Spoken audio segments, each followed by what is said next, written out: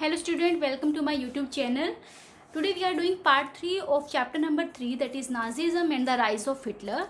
This is the continuation of previous videos. In previous video we will discuss about Hitler's ideology, how Hitler used different chilling words for killing the mass killing of the persons. So जितने भी Jews थे, बाकी other peoples थे, community थी, उनको वो large level पे कैसे उनको किल करता था, उसके लिए कैसे कैसे वर्ड यूज़ करता था, तो वो सब हमने डिस्कस किया.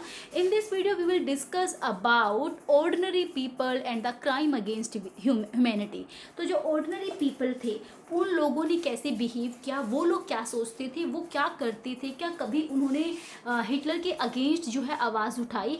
सो we will discuss about those things. So here we can divide it into two categories. One are those ordinary people who are supporter of Nazi and other one were those who were non Nazis. तो जो supporter of Nazi हैं obviously they will favor the ideologies of Hitler. तो उनका जो supporter of Nazis थे उनके mind के अंदर तो हिटलर जो है उनका सेवियर था, उनका मसीहा था. दैट्स वाई जो हिटलर की आइडियोलॉजीज थी वो उनके माइंड में रूल करती थी. मीन्स उनका माइंड जो था that was properly set. They think Hitler as a saviour. That's why वो उसकी हर एक चीज़ उनको सही लगती थी. Also they hated and they have hated and anger feeling against those who looked like Jews. कोई भी ऐसा पीपल जो जूस जैसा दिखता था उसके रिगार्डिंग भी वो उनके अंदर बहुत नफरत होती थी, बहुत ज़्यादा गुस्सा होता था. इवन फॉर एग्जांपल जैसे मैं अगर किसी एरिया में रहती हूँ और मेरे नियर बाय कोई नेबर रहते हैं एंड आई डोंट नो कि वो कहाँ से आए हैं, उनका नेम क्या है, क्या उनकी हिस्ट्री है, बैकग्राउंड है, और मुझे उनके ऊपर डाउट होता है, तो लोग क्या करते थे, वो इमीडिएटली सोल्जर्स को इन्फॉर्म करते थे कि जो मेरे नियर बाय जो पीपल हैं they are look like Jews but I don't know, I have suspect on them, so please confirm. तो ऐसे लोगों को जिन जो जूस जैसे नज़र भी आते थे लोग उनसे भी नफरत करते थे और इमीडिएटली सोल्जर्स को जो है इन्फॉर्म कर दिया जाता था. और जो जूस पीपल्स होते थे उनका क्या होता था, houses of juice were marked, suspicious neighbours reported. Okay, अभी सस्पिशियस नेबर्स वाला टॉपिक तो अभी हमने किया, कंटेंट हमने किया. तो हाउस ऑफ जूस है उनको मार्क किया जाता था. येलो कलर का जो स्टार होते थे वो सोल्जर्स के हाथ में होते थे, और जो भी जूस फैमिली होती थी, कोई भी जू हाउस होता था तो जूस के हाउस को मार्क्ड कर दिया जाता था उस येलो कलर के सिंबल के साथ, so that they can identify easily, हर कोई उनको ईजिली पहचान सके. They believe that Nazism will bring prosperity and improve general wellbeing. जो सपोर्टर ऑफ नाजी पीपल थे, ऑर्डिनरी पीपल थे, वो लोग ये मानते थे कि जो नाजिज्म है उसी को फेवर करके, उसी को फॉलो करके हम अपनी कंट्री में प्रोस्पेरिटी लेके आ सकते हैं, और जो जनरल वेलबींग है, गुडनेस है, वो सब चीज़ें जो हैं सिर्फ नाजिज्म को फॉलो करके ही आ सकती हैं. And if you will talk about non Nazis, जो नाजी नहीं थे, ऑर्डिनरी पीपल थे, व्हाट अबाउट दोज. सो उनका क्या था, they organised active resistance against Nazism but braving police repression and death. कुछ लोगों ने रेजिस्टेंस किया भी, विरोध किया भी नाजिज्म का, बट क्या हुआ, पुलिस ने उनके विरोध को, उनके एक तरह से रेजिस्टेंस को उन्होंने रिप्रेस्ड कर दिया, दबा दिया, और बहुत सारे लोगों को तो मारा भी गया. However, many were passive onlookers and apathetic witness who were too scared to act, to differ, to protest. कुछ लोग ऐसे भी थे, मे बी कुछ लोग ऐसे थे जो नॉर्डिक जर्मन्स थे, बट वो लोग जूस से हेट नहीं करते थे, बट फिर भी वो क्या थे, पैसिव ऑन लोकर्स थे, वो सिर्फ देखते रहते थे. They have a pathetic witness. No doubt उनके अंदर भी मर्सी फील होती होगी, उनको दया आती होगी लोगों पे, उनको भी हर्ट फील होता होगा, but they were too scared, इतने डरे होते थे कि वो कोई भी प्रोटेस्ट करने के बारे में सोच भी नहीं सकते थे. इवन कोई भी जो है वहाँ पे प्रोटेस्ट नहीं करता था, because may be they think that I am not a Jews, I am not a gypsy person, I am not undesirable category person, so why I speak. उनको ये चीज़ें जो है फील, मतलब वो लोग सोचते थे ऐसे बारे में. तो ऐसे में एक पेस्टोर थे. पेस्टोर क्या होता है, if you correlate it with Hinduism, तो हिंदू में जैसे पुजारी होते हैं, सेम लाइक जो है यहाँ पे आप पादरीस को लगा सकते हो. तो पेस्टोरर जो नेमडलर थे उन्होंने क्या लिखा, इस चीज़ के अगेंस्ट लिखा था. अब क्या लिखा था, we can understand it with the help of his poem. आपको एक पोएम जो है शो कर रही हूँ. With the help of that poem you can understand it very easily कि लोगों की थिंकिंग उस टाइम पे क्या थी, वो लोग क्या सोचते थे. Let's have a look. ये स्टूडेंट ही इज़ पेस्टर निमोलर, ठीक है, ये थे जिन्होंने हिटलर के अगेंस्ट लिखा था। पेस्टर निमोलर ने क्या लिखा था? Just look at his poem. ये student, in this poem you can see he wrote that first they came for the communist. सबसे पहले क्या है, जो नाजी पीपल थे, नाजी सोल्जर्स थे, वो कम्युनिस्ट लोगों को पकड़ने के लिए आए। Well I was not a communist, मैं कम्युनिस्ट नहीं हूँ, सो आई सेड नथिंग, इसलिए मैंने कुछ नहीं कहा। Then they came for the Social Democrats, फिर वो सोशल डेमोक्रेट्स लोगों को पकड़ने के लिए आए, उनको मारने के लिए आए। Well I was not a Social Democrat, so I did nothing, इसलिए मैंने उस टाइम भी कुछ नहीं किया। Then they came for the trade unionist, फिर वो ट्रेड यूनियनिस्ट को पकड़ने आते हैं। ट्रेड यूनियनिस्ट कौन थे? जो अदर जो है ग्रुप्स ऑफ पीपल्स थे, जो अदर पार्टीज थी। But I was not a trade unionist, मैं तो ट्रेड यूनियनिस्ट नहीं था। And they came for the Jews, और उसके बाद वो जूस को पकड़ने आते हैं। But I was not a Jew and so I did little, but मैं जूस भी नहीं था, दैट्स वाई मैंने उस टाइम पे भी कुछ नहीं किया, मैं चुपचाप बैठा रहा। Then when they came for me, जब वो मुझे पकड़ने आते हैं, there was no one left who could stand up for me. जब वो मुझे पकड़ने आते हैं, उसके बाद कोई भी नहीं बचता जो मेरे लिए खड़ा हो सके। तो ये पोएम क्या डिपिक्ट करती है? उस टाइम के लोगों की जो है मेंटेलिटी को डिपिक्ट कर रही है कि हर कोई इतना डरा हुआ था कि सब लोग ये सोचते थे कि मेरी टर्न थोड़ी ना आ रही है, तो मैं क्यों खड़ा हो जाऊँ, मैं क्यों जो है प्रोटेस्ट करूँ। तो वो लोग क्या कर रहे थे, दूसरों को मरने दे रहे थे जब तक कि उनकी खुद की टर्न नहीं आ जाती थी। So I think now you can understand the prospective of this poem, actual में वो कहना क्या चाहते हैं, ठीक है, वो चीज़ आपको क्लियर हो चुकी है। एक सेकेंड पर्सपेक्टिव भी था, वो क्या है? So now what Jews felt in Nazi Germany, जो जूस थे वो खुद क्या फील करते थे? अभी तक तो हमने देखा बाकी लोग, नॉर्डिक जर्मन आर्यंस, या जो यूथ जनरेशन है, या जो ऑर्डिनरी पीपल हैं, how they felt about juice people, but what juice felt in Nazi Germany, वो लोग कैसा फील करते थे? सो वो लोग क्या था, यहाँ पे एक चार्लोट बेलाइट जो है एक ऑथर हैं, वो क्या राइट करते हैं, he wrote in she wrote in third Reich of dreams. Third Reich of dreams में क्या है, एक बुक का नेम है, जिसमें उस बुक को वो राइट डाउन करती हैं। और इस बुक में वो क्या करती हैं, she wrote the problems Jews face, जो जो प्रॉब्लम्स जूस को फेस करनी पड़ती थी, उन सारी प्रॉब्लम्स को इसमें जो है इन्होंने जो है डिस्क्राइब किया कि जूस कैसा फेस करते हैं, क्या उनकी कंडीशन है, उनके इमोशंस क्या होते हैं। सो वो सारी चीज़ें उन्होंने अपनी साइड से बेस्ट ट्राई किया that she can describe the problems faced by juice. Yes, student, look, she is the author who wrote the book The Third Week of Dreams. Yes, student, this is the cover page of Charlotte Brad's book, that is The Third Week of Dreams. So Jews themselves begin believing in the stereotype about them. अब जब हर time 24 hours उनके eyes के सामने जो है हर time यही बातें चलेंगी कि जूज़ ऐसे होते हैं, ऐसे होती हैं, उनकी लुकिंग ऐसी है, वो जो है स्टीरियोटाइप नेचर की हैं, नैरो माइंडेड हैं। तो जब इस टाइप की थिंकिंग जो है जूज़ के आमने सामने होती थी, वो खुद भी अपने आप को क्या था, स्टीरियोटाइप सोचने लगे थे। All the stereotype images published in Nazi press haunted the use.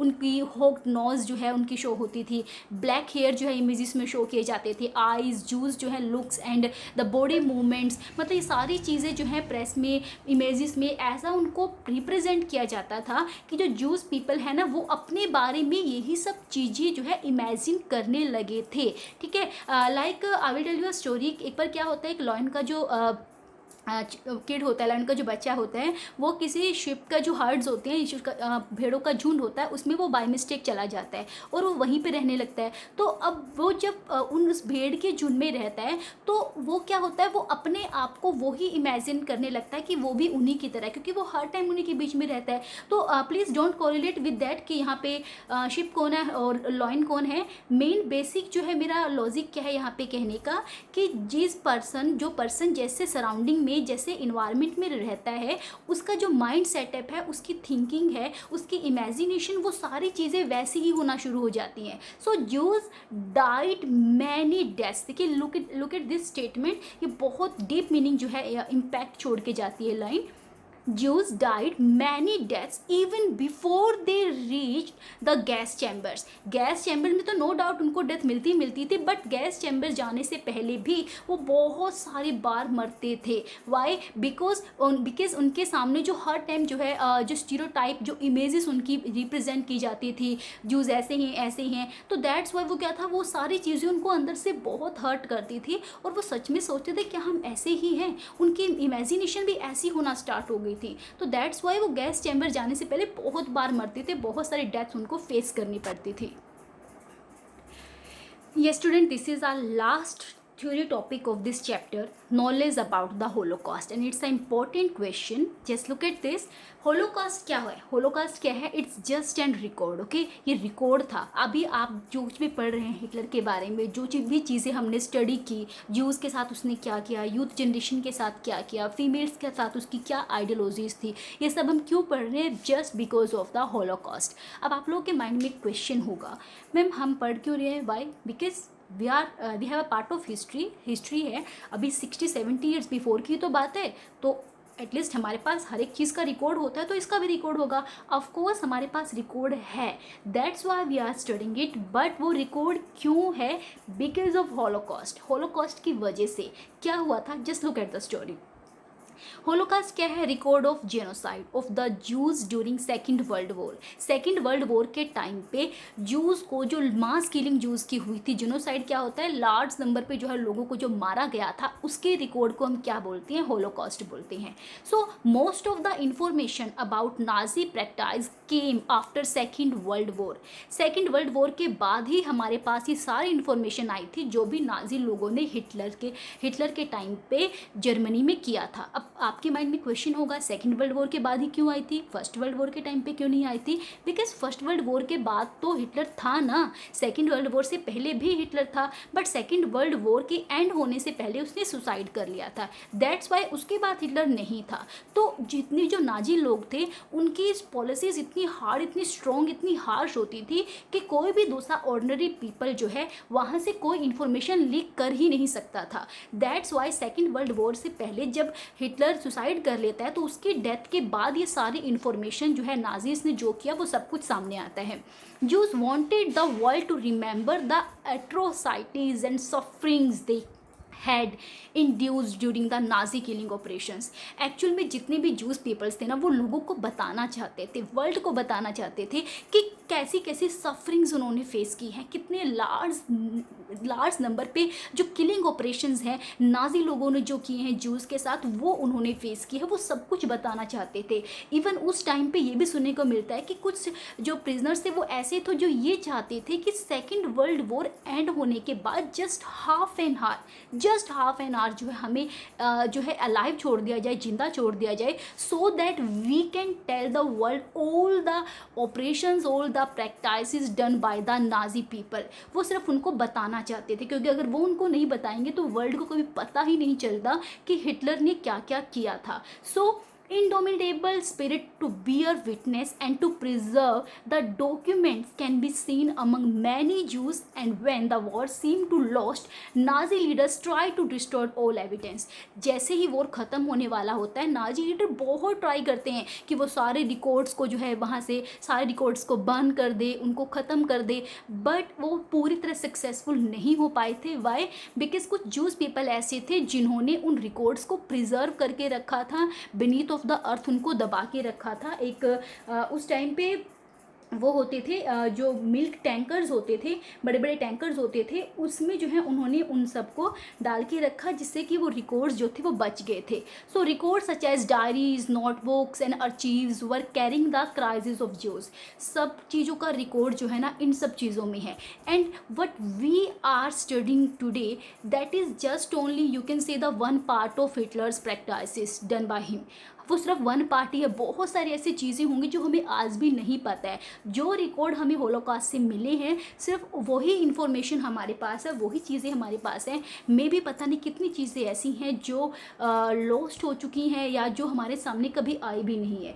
So just have a look on the figures, on the pictures which are also in your NCERT text book, by which you can see and you can imagine the condition जो उस time पे जो है second world war के बाद उनके सबके mind में थी. So student, just look at this. Here is written that Denmark secretly rescued their Jews from Germany. This is one of the boat used for that purpose. जो Denmark था उसने अपनी कंट्री के जितने भी जूस पीपल थे Germany से उनको रेस्क्यू कर लिया था, और ये वो बोट है जो उनमें से एक बोट है जो उस टाइम पे यूज़ की गई थी. ये student just see at this milk can, आज भी इस टाइप की मिलती हैं. तो ये वो मिल्क कैन थी जिसमें जूस पीपल ने डायरीज और जितने रिकॉर्ड्स थे जो उनके हाथ लगे थे उनको इस मिल्क कैन में, इस टैंक में जो है डाल के नीचे दबा दिया था. Just look eight here, this is the Varsav's ghetto collected documents and placed in 3 milk cans along with other containers. तो जैसे डिस्ट्रक्शन होता है तो उसके बाद इन कंटेनर्स को ब्यूरिड कर दिया जाता है, दफना दिया जाता है, और उसके बाद जो है बाद में ये सारी इन्फॉर्मेशन जो है जब रीबिल्ड होता है जर्मनी 1943 में, तो 1950 में जाके जो है इनको डिस्कवर किया जाता है, और उसके बाद पता चलता है कि जो हिटलर था उसने क्या क्या किया था. ये student, this is Anne Frank, the diary of young girl. ये क्या है? ये वो गर्ल है, आप लोगों ने सुना होगा इंग्लिश लिटरेचर में भी, छोटी क्लासेस में भी इनके बारे में कहीं ना कहीं इन्फॉर्मेशन होती है. तो एनी फ्रैंक कौन थी? एनी फ्रैंक जो थी वो गर्ल थी जिसने वो सब कुछ सफ़र किया था जर्मनी के अंदर हिटलर के टाइम पीरियड पे. ये 15 ईयर की गर्ल थी, तो इसने वो सब कुछ फेस किया. सेकेंड वर्ल्ड वॉर के टाइम पे क्या क्या चीज़ें हुई, बॉम्बिंग कैसे होती थी, हिटलर कैसे बिहेव करता था, तो किसी नेटिव ने इनको छिपा के रखा था.